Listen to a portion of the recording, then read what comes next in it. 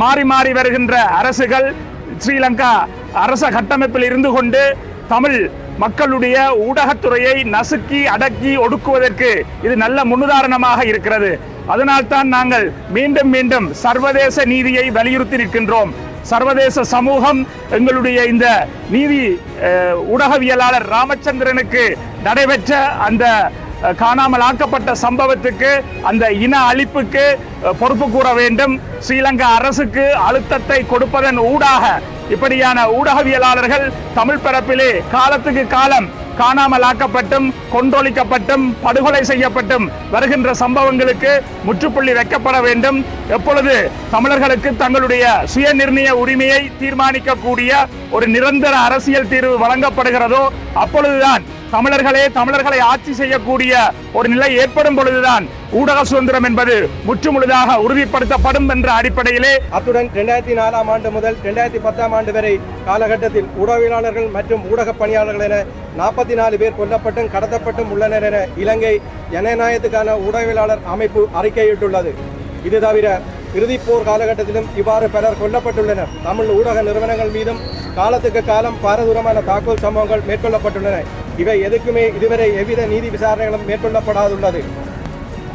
ஆகவே ஸ்ரீலங்கா அரச படைகள் மற்றும் அதனோடு இணைந்து செயல்பட்ட ஆயுத குழுக்களினாலும் ராமச்சந்திரன் உள்ளிட்ட ஊடகவியலாளர்கள் கைது மற்றும் கடத்தல் சம்பவங்கள் மூலம் காணாமலாக்கப்பட்டும் படுகொலை செய்யப்பட்டமைக்கும் சுயாதீன சர்வதேச விசாரணை மூலமே எஞ்சியிருக்கும் சாட்சியங்களும் மௌனிக்கும் முன்னராவது உரிய நீதி கிடைக்க வழிவகுக்கும் என நாம் திடமாக நம்புகிறோம். இந்த வலிந்து காணாமலாக்கப்பட்டமைக்காகவும் ஒரு சர்வதேச விசாரணை ஒன்று, சுயாதீனமான விசாரணை ஒன்று நடத்தப்பட வேண்டும் என்பதிலும் உறுதியாக நின்று செயல்பட்டு வருகின்றோம். இந்த பொறுப்புக்கூறல் விவகாரமானது ஐக்கிய நாடுகள் மனித உரிமைகள் பேரவைக்குள் கடந்த ஒப்பந்தங்கள் கையெழுத்தானது, பின்னர் பலவீனமாக்கப்பட்டது, பின்னர் கைவிடப்பட்டது. தமிழர் அரசியல் பலவீனமாவது பாதுகாப்பை தராது, அது மேலும் மையப்படுத்தலை உருவாக்கும். மக்கள் விழிப்பு அவசியம். நாளை மேலும் கடுமையான சிங்கள தேசியவாத அரசு வந்தால் நமக்கு என்ன பாதுகாப்பு உள்ளது? சர்வதேச சட்டம் இல்லாமல்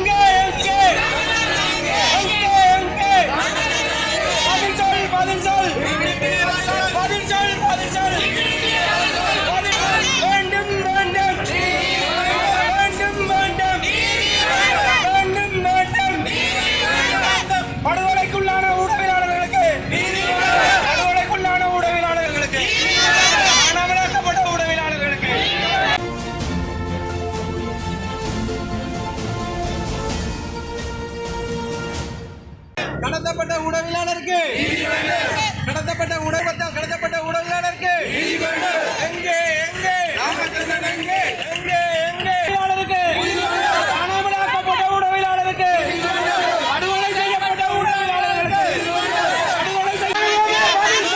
பதில் சொல் ராமச்சந்திரன் எங்கே கடத்தப்பட்ட உடவியலாளருக்கு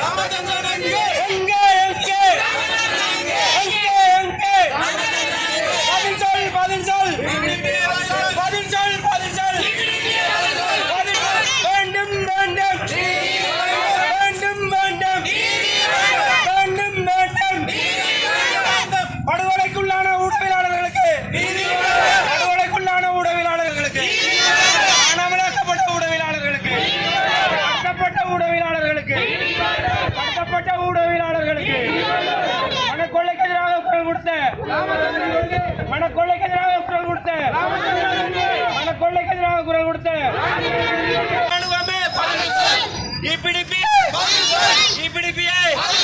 ராமச்சந்திரனுக்கு என்ன நடந்தது?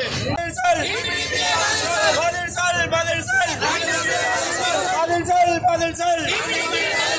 எங்கே எதிராக குரல் கொடுத்த ஊடகவியலாளர் ராமச்சந்திரன் இராணுவத்தில் கைது செய்யப்பட்டு காணாமல் ஆக்கப்பட்டமைக்கு நீதி கோரல்.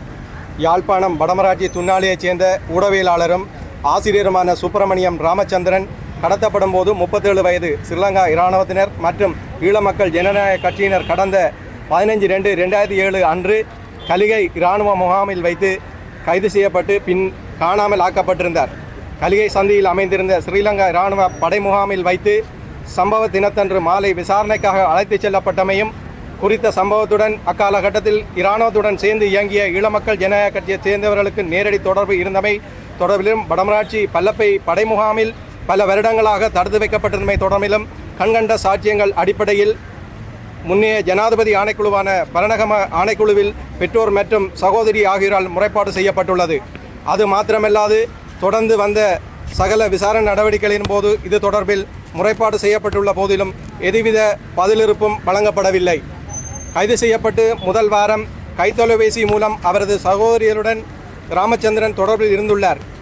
இதன்போது கலிகை படை முகாமில் வைத்து தான் விசாரணைக்காக அழைத்துச் செல்லப்பட்டமை தொடர்பிலும் இராணுவத்தினரால் தடுத்து வைக்கப்பட்டிருப்பதாகவும் அவர் நேரடியாக தெரிவித்தும் உள்ளமை குறிப்பிடத்தக்கது. குறித்த சம்பவம் இடம்பெற்று இன்று 19 வருடங்கள் கடந்துள்ள நிலையில் அரசு தரப்பு இது தொடர்பில் அவருக்கு என்ன நேர்ந்தது என்பதை கண்டறியவோ உரிய நீதி விசாரணையை முன்னெடுக்கப்படவோ சம்பந்தப்பட்டவர்களை சட்டத்தின் முன் நிறுத்தவோ எதுவித நடவடிக்கைகளும் இதுவரை எடுக்கப்படவில்லை. இடைப்பட்ட காலத்தில் 2018 ஆண்டில் இறுதி காலகட்டத்தில் 3 மாத இடைவெளியில் தந்தையின் தாயும் தனது மகனை காணாமலேயே அடுத்தடுத்து உயிரிழந்துள்ளனர்.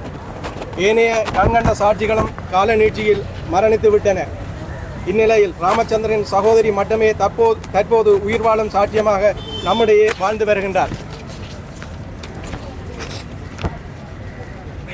அது மாத்திரமல்லாது கால நீட்சியும் ஏமாற்றமும் ஏற்படுத்திய உளச்சோர்வுக்கும் ஆட்படுத்தப்பட்டுள்ள நிலையிலும் இன்றும் தனது சகோதரனை காணும் பேராவலுடன் அவரது சகோதரி ஏக்கத்துடன் காத்திருக்கின்றார்.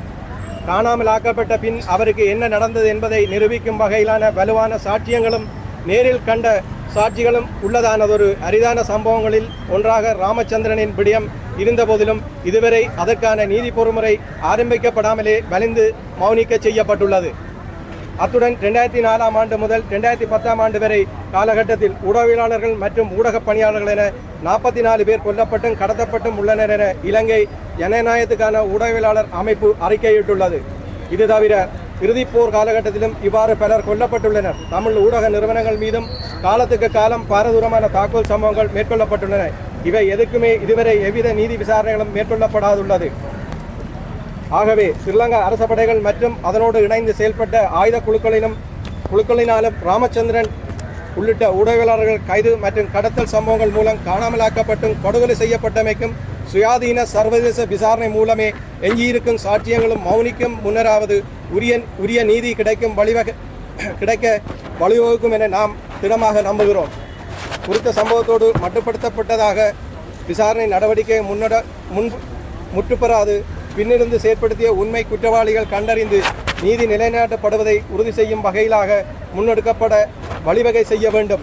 தமிழ் ஊடகத்துறை மீது காலத்துக்கு காலம் வெவ்வேறு வடிவங்களில் தொடரும் அச்சுறுத்தல் நிலையினை உடனடியாக தடுத்து நிறுத்துவதற்கும் அதற்கு காரணமானவர்களை பாரபட்சமின்றி சட்டத்தின் முன் உரிய நீதியினை வழங்குவதற்கும் சுயாதீன சர்வதேச விசாரணைக்கு ஜனாதிபதி அனுரகுமார திசாநாயக்க அவர்கள் உரிய நடவடிக்கை எடுக்க வேண்டும் என இத்தருணத்தில் யாழ் வடமராட்சி ஊடக இல்லம் வலியுறுத்தி நிற்கின்றது.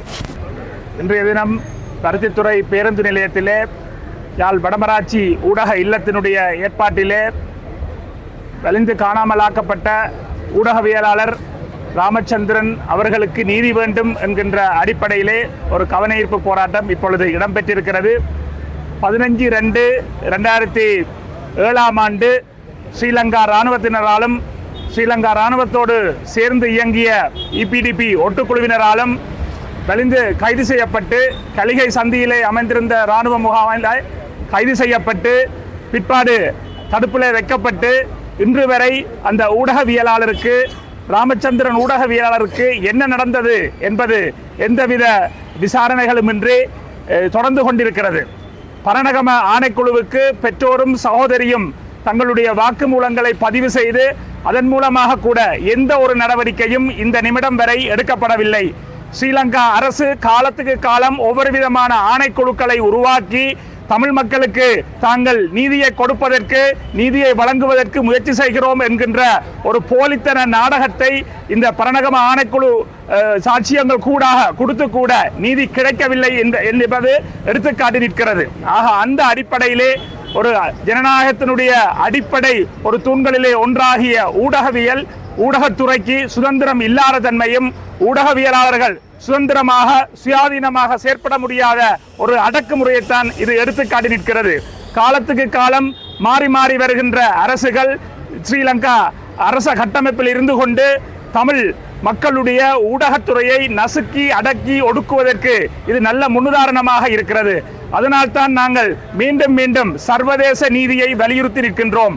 சர்வதேச சமூகம் எங்களுடைய இந்த நீதி ஊடகவியலாளர் ராமச்சந்திரனுக்கு நடைபெற்ற அந்த காணாமல் ஆக்கப்பட்ட சம்பவத்துக்கு, அந்த இன அழிப்புக்கு பொறுப்பு கூற வேண்டும். ஸ்ரீலங்கா அரசுக்கு அழுத்தத்தை கொடுப்பதன் ஊடாக இப்படியான ஊடகவியலாளர்கள் தமிழ் பரப்பிலே காலத்துக்கு காலம் காணாமல் ஆக்கப்பட்டும், கொன்றொழிக்கப்பட்டும், படுகொலை செய்யப்பட்டும் வருகின்ற சம்பவங்களுக்கு முற்றுப்புள்ளி வைக்கப்பட வேண்டும். எப்பொழுது தமிழர்களுக்கு தங்களுடைய சுய நிர்ணய உரிமையை தீர்மானிக்கக்கூடிய ஒரு நிரந்தர அரசியல் தீர்வு வழங்கப்படுகிறதோ அப்பொழுதுதான் தமிழர்களை ஆட்சி செய்யக்கூடிய ஒரு நிலை ஏற்படும் பொழுதுதான் ஊடக சுதந்திரம் என்பது முற்றுமுழுதாக உறுதிப்படுத்தப்படும் என்ற அடிப்படையிலே சர்வதேச சமூகம் இதற்காக குரல் கொடுக்க வேண்டும் என்று சொல்லி பொத்துவில் தொடக்கம் பொலிகண்டி வரை மக்கள் பேரெழுச்சி இயக்கத்தின் சார்பிலே வேண்டி நிற்கின்றோம்.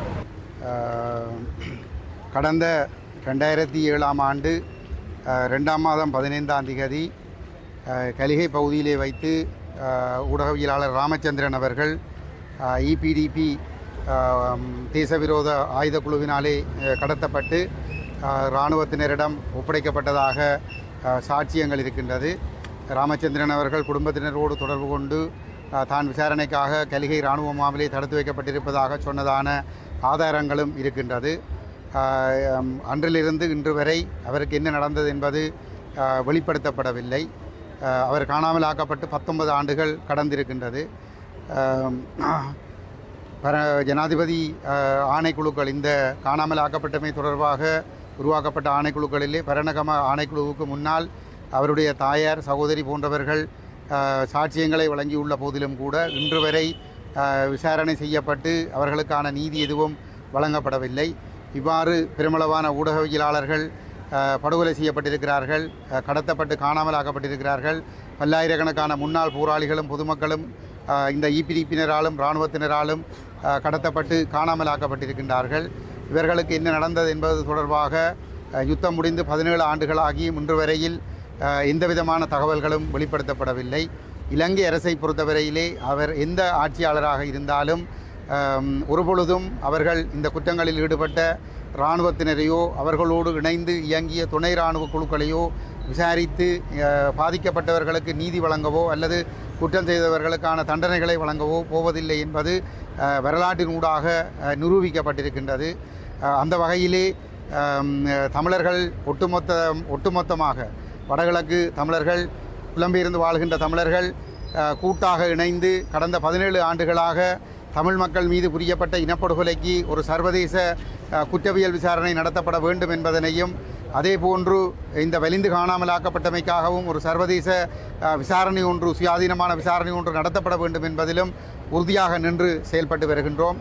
இந்த பொறுப்புக்கூறல் விவகாரமானது ஐக்கிய நாடுகள் மனித உரிமைகள் பேரவைக்குள் கடந்த 15 ஆண்டுகளாக முடக்கப்பட்டிருக்கின்றது.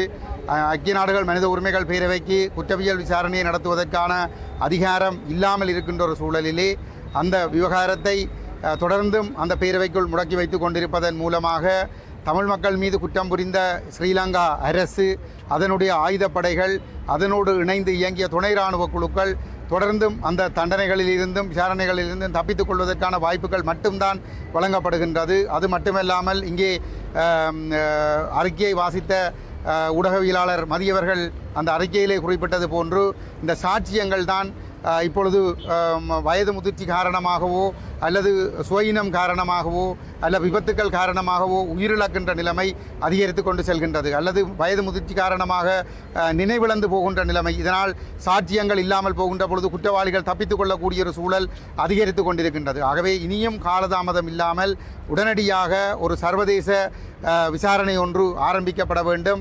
இலங்கை அரசாங்கம் ஒருபொழுதும் நீதி தராது. அது அனுரகுமார் அரசாங்கமாக இருந்தாலும் அதற்கு விதிவிலக்கு அல்ல. இந்த காணாமல் போனமை, கடத்தப்பட்டமைகள் மற்றும் படுகொலைகளுக்கு அனுரகுமார திசாநாயக்கா உள்ளிட்ட ஜேவிபியினருக்கும் முற்றுமுழுதான பங்கிருக்கிறது. இந்த 2002 ஏற்பட்ட ஒரு அமைதி உடன்படிக்கையை குழப்பி மீண்டும் ஒரு யுத்தத்திற்குள் நிலைமையை தள்ளிக்கொண்டு சென்றதிலே இந்த இனவரி பிடித்த ஜேவிபியினருக்கும் பங்கிருக்கிறது. அதிலே அனுரகுமார திசாநாயக்காவுக்கும் பங்கிருக்கிறது. ஆகவே அவர் நீதி தருவார் என்று நாங்கள் முட்டாள்தனமாக நினைக்கக்கூடாது. அவர்கள் இடதுசாரிகள் என்று சர்வதேச சமூகத்தை ஏமாற்றி கொண்டிருக்கின்றார்கள். அவர்களுக்கும் இடதுசாரிகளுக்கும் எந்த சம்பந்தமும் இல்லை. மிக கொடூரமான கொலைவெறி கொண்டவர்களாகவே இந்த ஜேவிபியினரும் என்பிபியினரும் இன்று காணப்படுகின்றார்கள். ஆகவே ஒரு கணமும் தாமதிக்காமல் இந்த பொறுப்புக்குரல் விவகாரம் ஒரு சர்வதேச விசாரணையாக ஆரம்பிக்கப்பட வேண்டும் என்பதனை தமிழ் தேசிய மக்கள் முன்னணி தமிழ் தேசிய பேரவையாக நாங்கள் இந்த இடத்திலே வலியுறுத்தி கொள்ள விரும்புகிறோம். ஊடகவியலாளர் சுப்பிரமணியன் ராமச்சந்திரன் அவர்கள் கலிகை சந்தியில் உள்ள இராணுவ முகாமிலே மறைக்கப்பட்டு அங்கே விசாரணைக்கு உட்படுத்தப்பட்டு 2007ஆம் ஆண்டு அவர் கைது செய்யப்பட்டு இன்று வரை 19 வருடங்களாக அவர் இன்று காணாமல் போயிருக்கின்றார். அந்த காணாமலாக்கப்பட்ட ராமச்சந்திரன் அவர்களுக்கு நீதி வேண்டி இன்று நாங்கள் இந்த கவன ஈர்ப்பு போராட்டத்தை வடமராட்சி ஊடக மையத்தினர் இன்று இந்த பருத்தித்துறை நகரத்திலே செய்து கொண்டிருக்கின்றார்கள். உண்மையிலேயே இன்று வரை பல நூற்றுக்கணக்கான ஊடகவியலாளர்கள் தங்களுடைய குரல்களை நசுக்கு நோக்கோடு இந்த அரசாங்கம் கடந்த கால அரசாங்கங்கள் செயற்பட்டு கொண்டிருக்கின்றது. பல ஊடகவியலாளர்கள் இந்த மண்ணிலே கொல்லப்பட்டிருக்கின்றார்கள், காணாமலாக்கப்பட்டிருக்கின்றார்கள். ஆனால் இன்று வரை அதற்கான எந்த ஒரு நீதியான விசாரணையோ எதுவுமே நடைபெறவில்லை. அதுக்கு ஒரு பொறுப்பு கூறல் இல்லை. நிச்சயமாக இந்த ஊடகவியலாளருக்கு ஒரு நியாயமான ஒரு நீதியான விசாரணை நடத்தி என்ன நடந்தது என்பது கண்டறியப்பட வேண்டும். எல்லாவற்றால் இந்த ஊடக சுதந்திரம் என்பது தொடர்ச்சியாகவே இந்த இலங்கை நாட்டிலே தொடர்ச்சியாகவே ஒரு அடக்குமுறையாகவே இருந்து வருகின்றது. ஊடகவியலாளர்களுக்கு சரியான ஒரு பாதுகாப்பில்லை, அச்சுறுத்தல் காணப்படுகின்றது.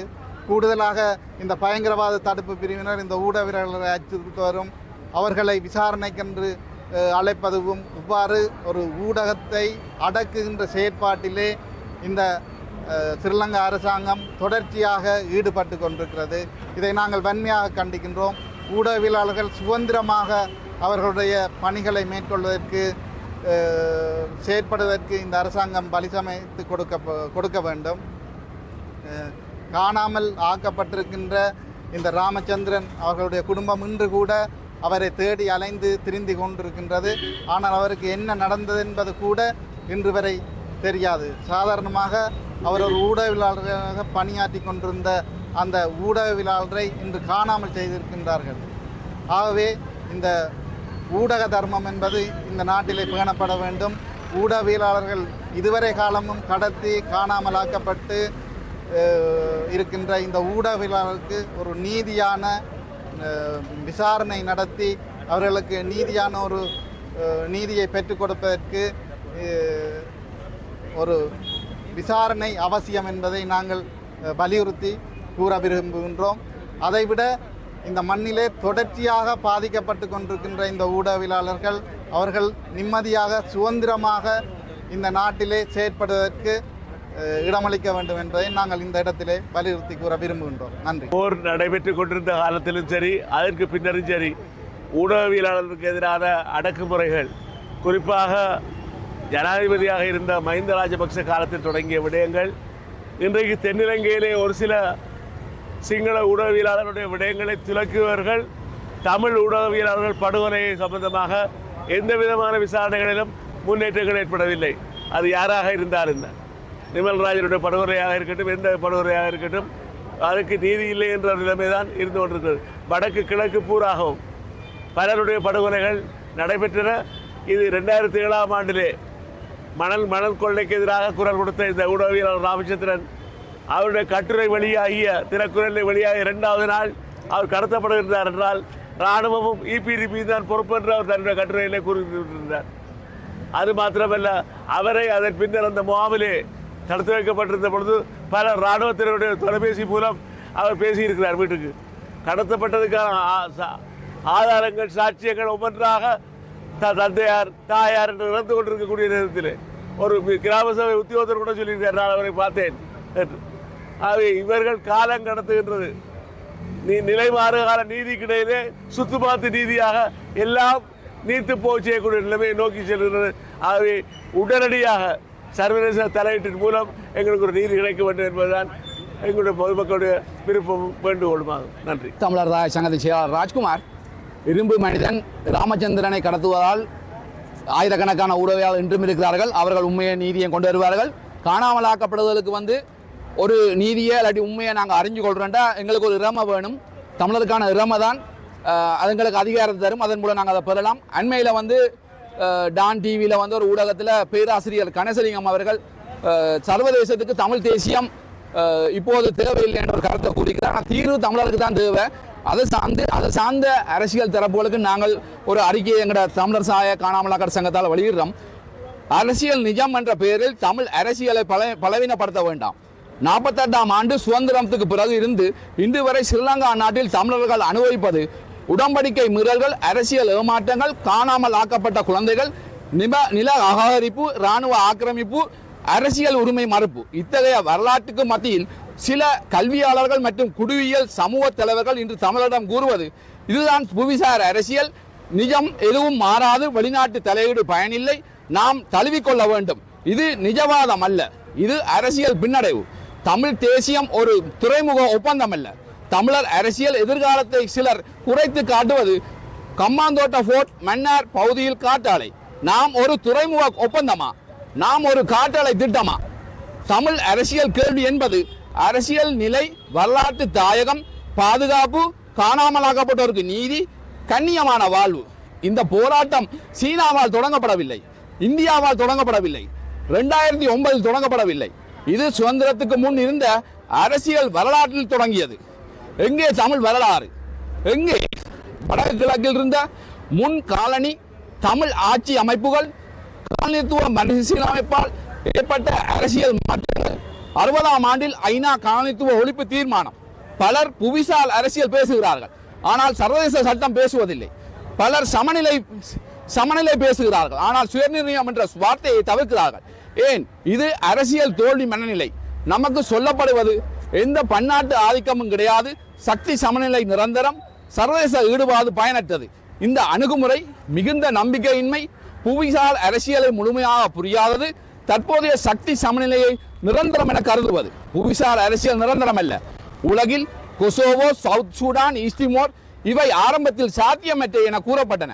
அவை வென்றது சக்தி வாய்ந்த நாடுகள் அக்கறை கொண்டதால் அல்ல, உலக அரசியல் சூழல் மாறியதால். புவிசார் அரசியல் இயக்கமுடையது, நிலையானதல்ல. தமிழ் தேசிய அடமானம் வைப்பதா? இந்த கல்வியாளர்கள் பலர் கடந்த தேர்தலில் NPP கட்சிக்கு ஆதரவு தெரிவித்தனர். கேள்வி: தமிழ் அரசியல் உரிமைக்கான உறுதியான மாற்ற மறுக்கும் பாதுகாப்பு என்ன பெறப்பட்டது? 48 வரலாற்று தெளிவாக காட்டுகிறது. ஒப்பந்தங்கள் கையெழுத்தானது, பின்னர் பலவீனமாக்கப்பட்டது, பின்னர் கைவிடப்பட்டது. தமிழர் அரசியல் பலவீனமாவது பாதுகாப்பை தராது, அது மேலும் மையப்படுத்தலை உருவாக்கும். மக்கள் விழிப்பு அவசியம். நாளை மேலும் கடுமையான சிங்கள தேசியவாத அரசு வந்தால் நமக்கு என்ன பாதுகாப்பு உள்ளது? சர்வதேச சட்டம் இல்லாமல், பன்னாட்டு கண்காணிப்பு இல்லாமல், வெளிப்புற அரசியல் அழுத்தம் இல்லாமல் தமிழர் அரசியல் நிலை குறையக்கூடும். இது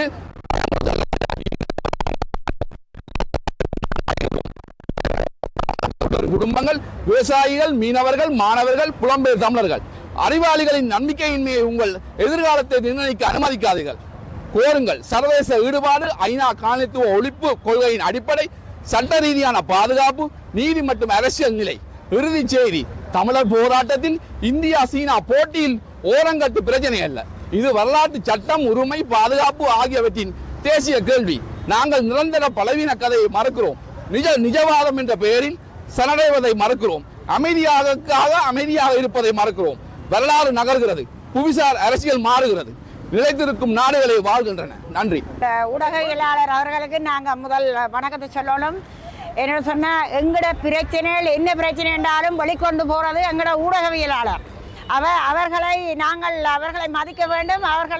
அவர்களுக்கு இப்போ இந்த ராமச்சந்திரன் அவர்கள் வந்து கடத்தப்பட்டவர்கள் காணாமல் ஆக்கிவிட்டார்கள். அவர்களை இன்னும் விடுதலை செய்யவில்லை.